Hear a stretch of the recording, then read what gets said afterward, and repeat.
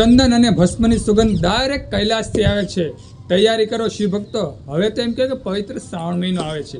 ઓમ નમઃ શિવાય અને હર હર મહાદેવ શિવ ભક્તો, હિન્દુ સનાતન ધર્મના દરેક લોકોને, મારી સાથે જોડાયેલા તમામ શિવ ભક્તોને મારા મહાદેવ। શિવ ભક્તો, એમ કહેવાય છે કે જે માનવ પવિત્ર શ્રાવણ માસમાં પારથી શિવલિંગનું નિર્માણ કરી અને તેની પૂજા કરે છે ને, ભગવાન મહાદેવ તેના ઉપર ખૂબ પ્રસન્ન થાય છે। દેવી પાર્વતીએ, માં શક્તિએ ભગવાન મહાદેવને પામવા માટે એમ કહે કે પાર્થિવ શિવલિંગની પૂજા કરી હતી। ભગવાન કૃષ્ણએ, ભગવાન રામે, સર્વ દેવતાઓ એમ કે પાર્થિવ શિવલિંગની પૂજા કરી હતી। અસંખ્ય એવા ઋષિમુનિઓ છે જેણે એમ કહે કે પાર્થિવ શિવલિંગ નિર્માણ કરી અને નિત્ય શિવલિંગની પૂજા કરતા અને પોતાના મનોરથ એમ કહે કે પ્રાપ્ત કર્યા હતા, ભગવાન મહાદેવના આશીર્વાદ પ્રાપ્ત કર્યા હતા। હું કે તમે એમ કહે કે આ કળિયુગમાં પાર્થિવ શિવલિંગનું નિર્માણ કરી નિત્ય એમ કે શિવલિંગ બનાવી અને આપણે જો પવિત્ર શ્રાવણ માસમાં ખાસ કરી અને જો આપણે શિવલિંગની પૂજા કરીએ તો ભગવાન મહાદેવ એમ કે આપણી દરેક મનોકામના પૂર્ણ કરે। તો શિવ ભક્તો, આજે આપણે વાત કરીએ કે કઈ રીતે પાર્થિવ શિવલિંગ નિર્માણ કરી શકાય। શિવ ભક્તો, અઘરું નથી, થોડીક મહેનત થાય। એમ કહે કે અવાવરું જગ્યા હોય, ખેતર હોય, ત્યાંથી ચોખ્ખી માટી ભેગી કરી લેવી, તે માટીમાં થોડુંક દૂધ, થોડુંક એમ કહે ગંગાજળ મિશ્રિત કરી અને તેને શુદ્ધ કરી લેવી, તે માટીને શુદ્ધ કરી લેવી અને ત્યાર પછી એમ કહેવાય કે મિશ્રિત કરતું જવું અને સુંદર શિવલિંગ નિર્માણ કરવું।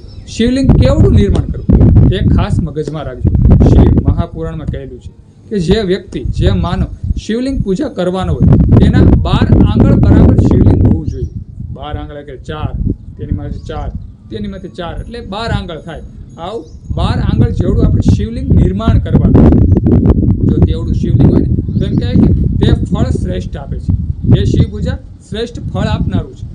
શિવ ભક્તો, જો વધારે મોટું હોય ને તો તેનું ફળ ઓછું મળે છે, આવું શિવ મહાપુરાણમાં કહેલું છે।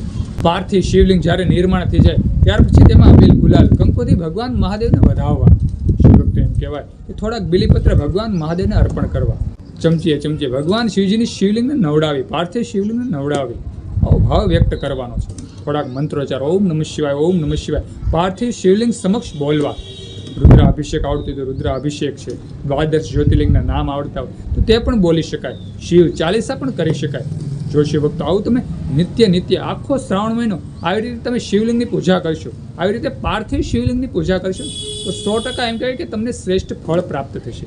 ભગવાન મહાદેવના આશીર્વાદ તમારી ઉપર અનરાધાર વરસી જશે। તો શિવ ભક્તો, આપણે મનમાં ઠાન લઈ લેવું જોઈએ કે આપણે આખો શ્રાવણ મહિનો શિવલિંગની પૂજા કરવાની જ છે। જો આપણે બહાર ન જઈ શકીએ તો ઘરે પાર્થિવ શિવલિંગ નિર્માણ કરી અને આપણે પૂજા કરવી છે એવું મનમાં ધારી જ લેવાનું। તો શિવ ભક્તો, આવી હતી સુંદર પાર્થિવ શિવલિંગની વાત, સુંદર આ વાત ગમી હોય તો વિડીયોમાં લાઈક આપજો, કમેન્ટમાં હર હર મહાદેવ ઓમ નમઃ શિવાય લખજો અને આ વિડીયો બીજા હિન્દુ સનાતન ધર્મના લોકોને શેર કરી દેજો। બધા શિવ ભક્તોને, હિન્દુ સનાતન ધર્મના લોકોને મારા હર હર મહાદેવ અને ઓમ નમઃ શિવાય।